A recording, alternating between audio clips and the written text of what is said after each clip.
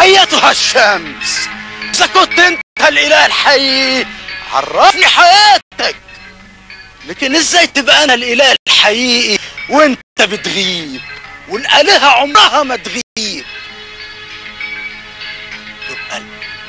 يبقى لازم النار هي الاله الحقيقي. بس النار دي اقدر اطفيها بشويه ميه. يبقى مين انت بقى ايها الاله الحقيقي؟ عرفني حقيقتك بقى، عرفني ذاتك، عرفني ذاتك. اذا كنت عايز تعرف الاله الحقيقي روح برية الشهيد، وهناك هتلاقي الرهبان يعرفوك كل شيء.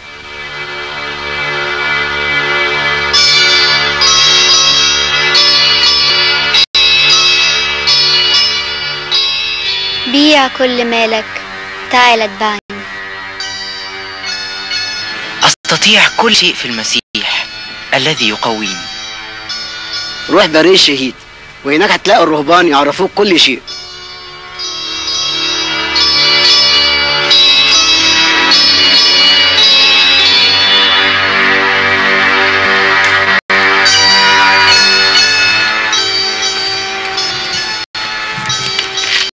غابي يا ابونا. غابي يا ابي. ما شفتش ابونا سيزورس؟ تلاقيه في قلايته بيصلي. الله يعوضك يا ابونا.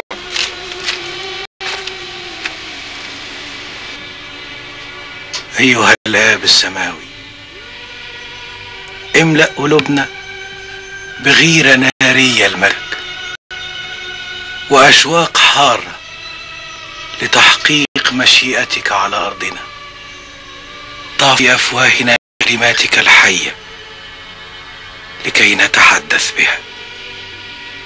اسكب علينا روح النعمة والتضرعات حتى نصلي من أجل تحقيق مشيئتك العظمى، في أن تعود النفوس، نفوس غفيرة إلى حضرتك، من عبيد لأبناء، من عبيد لإبليس إلى أبناء ليك. مد يدك للخطاه يا رب، مد يدك للخطاه يا رب، وارشدهم إلى سبيلك. عرفهم ذاك كي يصيروا أبناء الصالحين. لك القوة والمجد والبركة والإكرام والعز والسجود إلى الأبد، آمين. رغم شرور موسى وحياته السوداء أمام الجميع، إلا أن الله الفاحص القلوب والكلى الذي لا يخدع بالمظاهر يبحث عن فتيلة مدخنة في الإنسان لكي يساعدها على الاشتعال، وعن قصبة مرضى حتى يسندها، كما جاء في الكتاب المقدس: قصبة مرضوطة لا يقصف، وفتيلة مدخنة لا يطفئ. وجد في موسى استعدادا ضئيلا للرجوع، جذبه إلى خلاصه.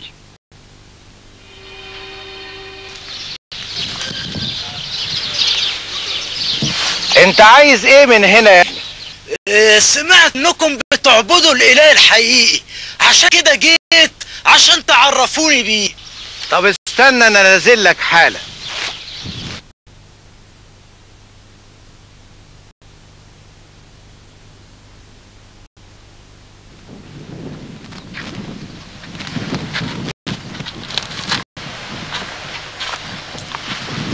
ايوه يا ابني، عاوز اكون معاكم، ولو اني عملت شرور وحاجات وحشة كتير، بس عاوز اتعرف على الاله الحقيقي. وعرفت ازاي ان في اله حقيقي؟ ومين اللي ارشدك للمكان؟ انا ما كنتش اعرف حاجة اسمها الله، لكن لما كنت بأسر القوافل كانوا الأسرى المسيحيين بيكلموني عنه. ولما كنت بمشي في المزارع لوحدي كنت ابص للسماء، الاقي الشمس تطلع من الشرق وتغيب في الغرب. كمان القمر ساعات يبان كامل وساعات يبان ناقص، حتى النجوم تبان بالليل وتختفي بالنهار. كنت اقول لنفسي معقول لو كانت الشمس هي الاله الحقيقي يبقى الاله بيطلع في النهار ويختفي في الليل. كمان اللي حيرني اكتر ان كل شيء في الكون ده ماشي على نظام تمام.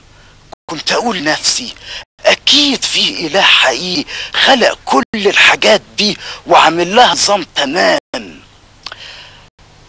وانا بفكر في الكلام ده واحد فلاح قال لي روح برية شهيد وهما يقولوا لك عن الاله الحقيقي. عشان كده انا سبت كل حاجة وجيت عشان تعرفوني مين هو الاله الحقيقي ده. طب تعالى معايا يا ابني.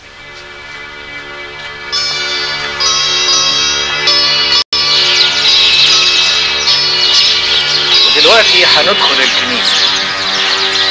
الكنيسة؟ ايوه، بيت الله اسمه الكنيسة. وزي ما سبت الاعمال الشريرة وجيت بنفسك عشان تعرف الاله الحقيقي، يبقى لما تخش بيته الكنيسة يعني ترمي سلاح الشر بره وما تفكرش فيه تاني، لان مع الاله الحقيقي مش هتحتاج له. الكتاب المقدس بيقول معك لا اريد شيئا على الارض.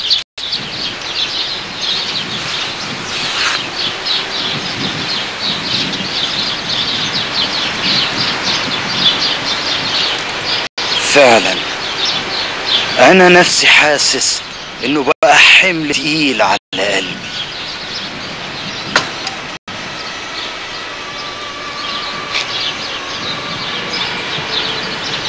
وايه دي علامتكم السرية؟ لا يا ابني، دي علامة الصليب. الصليب؟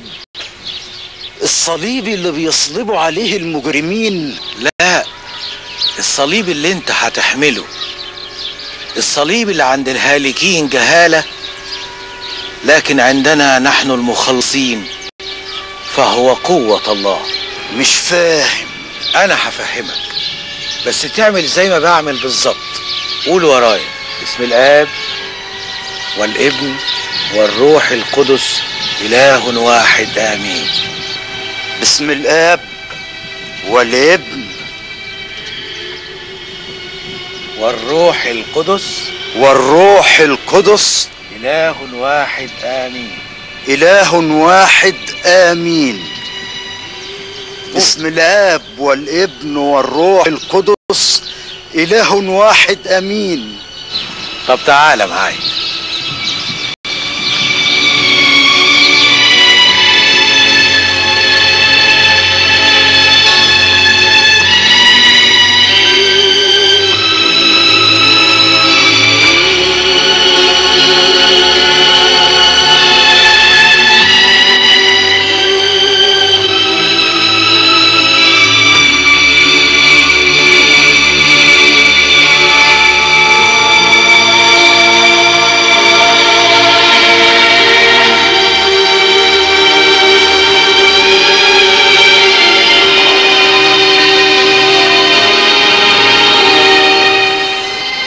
اسمع يا ابني، إلهنا عظيم محدش يقدر يوصفه، ومفيش أي حدود ليه لا في الزمان ولا في المكان.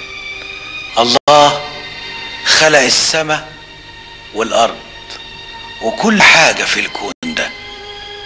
الله بيحب كل الناس تتوب وتبعد عن الخير، وعشان نحس بمحبة ربنا لينا تجسد وأعلى محبته لما صلب وتألم، وأعلى رحمته لما دفع ثمن الخطية على الصليب. اسمع يا موسى، شايف الستر ده؟ مين اللي يقدر يقول لك أنا سامحتك لو أنت قطعت الستر ده إلا اللي دفع ثمنه؟ كمان ربنا اتجسد وتألم وصلب واشترانا بدمه، هو بس اللي يقدر يقول لك رحمتك، لأنه هو بس اللي دفع ثمن الخطية. الله بيبين محبته لينا، لأنه ونحن بعد خطاه مات المسيح لأجلنا. يعني ممكن بعد كل اللي عملته من شرور ربنا يغفر لي؟ السماء تفرح بخاطئ واحد يتوب أكثر من 99 بارا لا يحتاجون إلى التوبة. وكلمة الله الحية خرجت من فم القديس إسريروس فعالة وأمضى من كل سيف ذي حدين وخارقة إلى مفرق نفس موسى، كما قال بولس الرسول: فأخذ يزرف الدموع وهكذا كره الشر وعزم على التخلص منه، وكان الندم الحار يجتاح نفسه ويقلقه. أنا سارق وزاني وقاتل، عايز أتوب، ساعدني، أعني، خد بإيدي، أنا تايه مش عارف أعمل إيه، ومش عاوز أرجع تاني اللي أنا كنت فيه. ربنا قادر يقبل توبتك، بس انت محتاج لجهاد شديد ضد الخطية. وتعالى معايا نروح لأب رهبان الإسقيط ينبع مقريوس الكبير. يلا يا موسى. ربي وإلهي ومخلصي الصالح يسوع المسيح، إن لم أكن أهلا أن أبلغ رحمتك فرحمتك أهل أن تبلغني. يا رب يا رب، أنا لا أستحق شيئا بسبب خطاياي. من أنا يا رب؟ أنا الرماد والتراب والعدم. أريد أن أنسى نفسي يا يسوع وأذكرك أنت. أريد أن أسبح في جمالك غير المدرك وكمالك غير المحدود. أريد أن أتأمل صفاتك الإلهية التي تبهرني فأنسى نفسي. سامحني يا ربي، سامحني، أنا عبدك الخاطئ. سامحني يا إلهي القدوس، مد لي يدك حتى لا تتعثر قدماي. لك المجد والتقديس الآن وكل آن وإلى أبد الدهور، آمين. أغابي يا أبانا. أغابي يا إخوتي، تفضلوا. معايا ضيف يا أبانا عاوزك تمنحه بركتك. أهلا بيك يا أبونا أسيزوروس، وأهلا بضيفك. أنت اسمك إيه يا ابني؟ اسمي موسى. ويا ترى إيه سبب ميك للبرية؟ أنا موسى يا أبتي، الرب نور قلبه وبعته عشان ياخد بركتك. وكنت بتعمل إيه؟ الحقيقة كنت زعيم عصابة من اللصوص، لكن الرب دعاك ولمس قلبك يا موسى. اسمع يا موسى يا ابني، أنا عاوزك في أول حاجة تنفعك في حياتك الجديدة، حياتك الأولى ورئاستك للأشرار هي البير الغويط اللي بيجري في كل اللي بيشرب منه. وعشان كده أنا عاوزك تتعلم أول فضيلة في المسيحية، وهي فضيلة التواضع. وزي ما بيقول الكتاب المقدس: ليس حب أعظم من هذا أن يضع أحد النفس عن أحبائه. والسيد المسيح علمنا إن قمة الفضائل هي إنكار الذات، لأن الشخص النبيل يا موسى لا يزاحم الآخرين في طريق الحياة، ولكنه يفسح لهم مجالا لكي يعبروه حتى ولو سقوه. والتواضع عند الشخص المسيحي هو الضرورة القصوى ولازم المسيحي يعرف ذاته كويس. وايه الجلد ده؟ دي صلبان من الجلد اسمها الاسكيم، ولما يلبسها الراهب لازم يعمل اللي هقولك عليه ده. اولا الصوم الى المساء، الصلاة في كل حين، قراءة الكتاب المقدس واقوال الاباء، عمل يدوي وعمل مطانيات تمام زي ما عمل الانبا انطونيوس واولاده.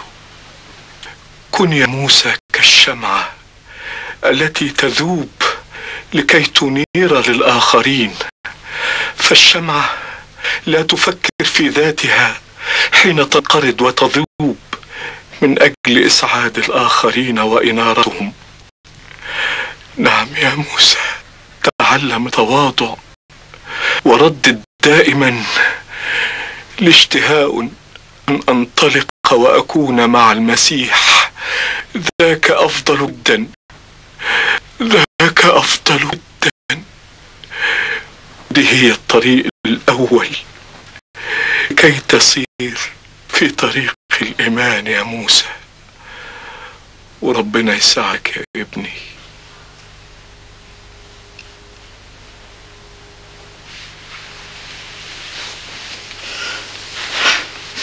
أنا خاطئ ارتكبت كل الذنوب. أنا زنيت مع جواري سيدي الشريف اللي كنت بشتغل عنه، وكنت قاطع طريق وأثرت ناس كتير، قتلت كتير ملهمش ذنب من الرجالة والستات حتى الأطفال الصغيرين.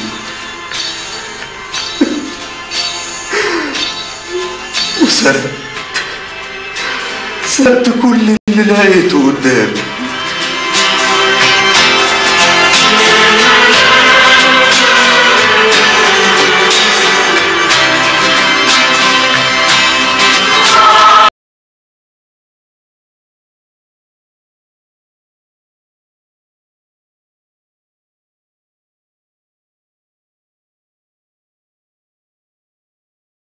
أعمدك يا موسى باسم الآب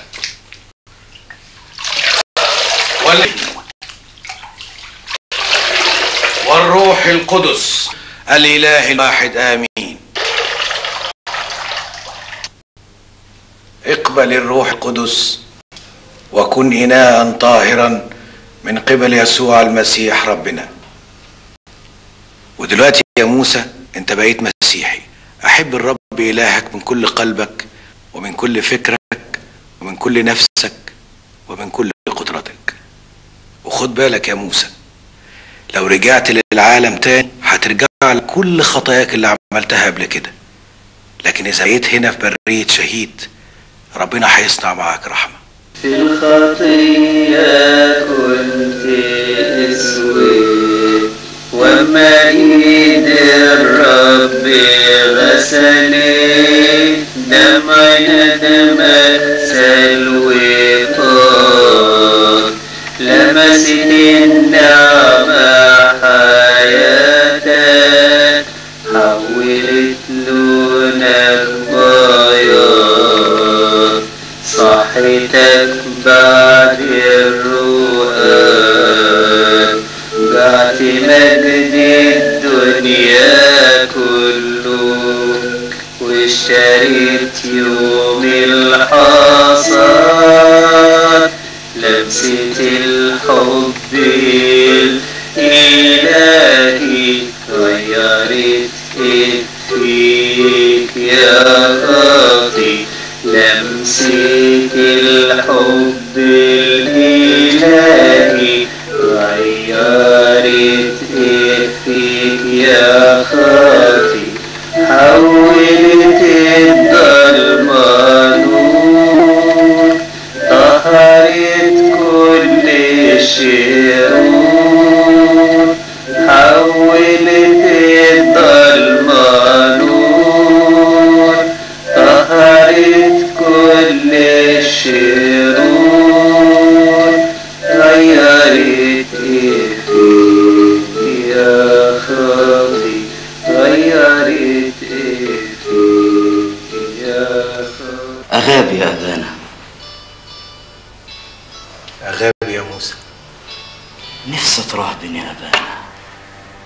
حياة الرهبنة متعبة وصعبة يا موسى. هتعيش حياة قاسية لأنك هتتعرض لتجارب كتير من الشياطين. أنا هتحمل كل حاجة عشان أبقى راهب. الرب يكون معاك. ليكن ما يريده الرب لا كما نريده نحن. عيش يا ابني في البرية وما تسيبهاش أبدا، وخليك عارف هتتعرض لمحاربات كتير من الشيطان ضد طهارة الجسد. وعشان تتغلب على كل التجارب دي صلي بحرارة وتمسك بربنا، لأن إلهنا يحارب عنا. وهكذا أصبح موسى راهبا في سنة 365 ميلادية، وهو في سن 33 عمره، وترك سيفه وصار راعيا طيبا حلوا وأبا لكثيرين، وأقبل على حياة الرهبنة كأعلى ما تكون، ولذلك أصبح على قمة آباء شهيد من جهة الصيت.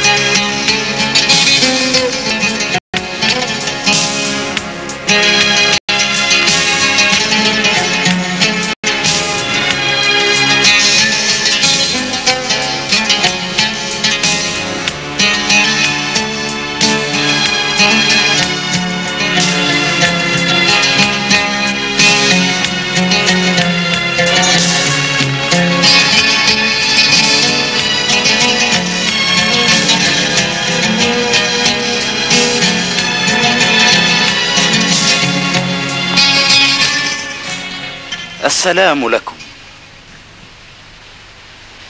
مستغربين ليه؟ انتوا كنتوا بتقروا في ايه؟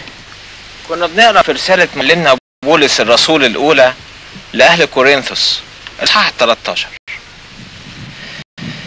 وإن كنت أتكلم بألسنة الناس والملائكة ولكن ليس لي محبة فقد صرت نحاسا يطن أو طنجا يرن. وإن كانت لي نبوءة وأعلم جميع الأسرار وكل علم، وإن كان لي كل الإيمان حتى أنقل الجبال ولكن ليس لي محبة لست شيئا. وإن أطعمت لأموالي وإن سلمت جسدي حتى احترق ولكن ليس لي محبة فلن أنتفع شيئا.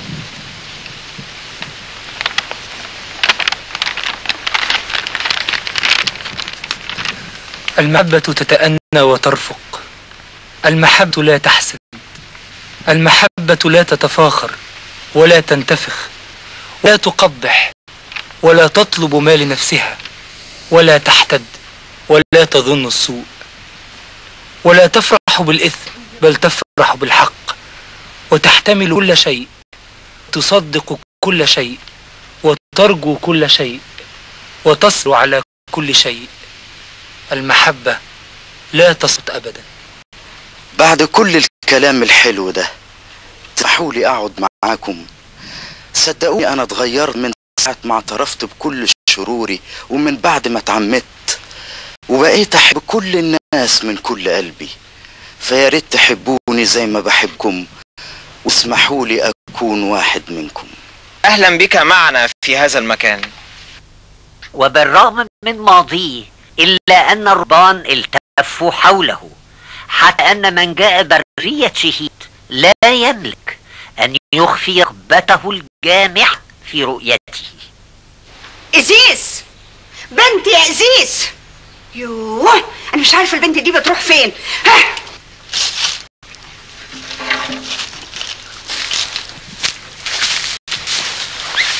صباح الخير يا إزيس. صباح النور يا مورا، اقعدي. معرفتيش اللي حصل لحبيب القلب موسى؟ ايه اللي حصل؟ اتكلمي. مش موسى ستي قاعد مع الجماعة الرهبان دول اللي مالين الجبل ولابسين اسود وقاعد هناك معاهم على طول. موسى؟ حقه بطلوا ده واسمعوا ده، انت لازم بتخرفي يا موسى.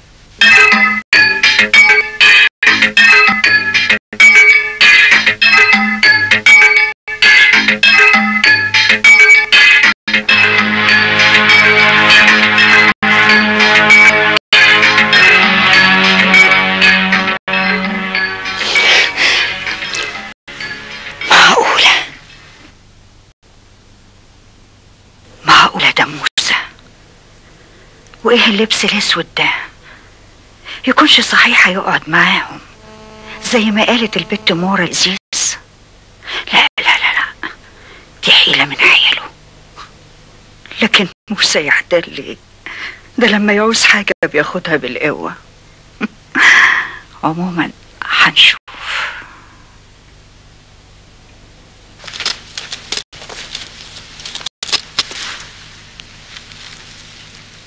يا رب ارحمني، يا رب ارحمني، انا عبدك الخاطئ موسى. انت ايه اللي جابك هنا؟ وازاي عرفتي مكاني؟ يعني الكلام اللي انا سمعته حقيقي؟ النعمة مست قلبي وربنا يتوب عليك يا بنتي. بنتك؟ حلو قوي بنتك دي. تعرف ان شكلك بالجلابية السودة المبهدلة دي تمام زي جدي؟ صدقيني لو هي دي البهدلة انا اتمنى ابقى فيها على طول. موسى انت جرالك ايه؟ الله، مش لاقي شغل؟ طب اكلم لك الشريف يرجعك تاني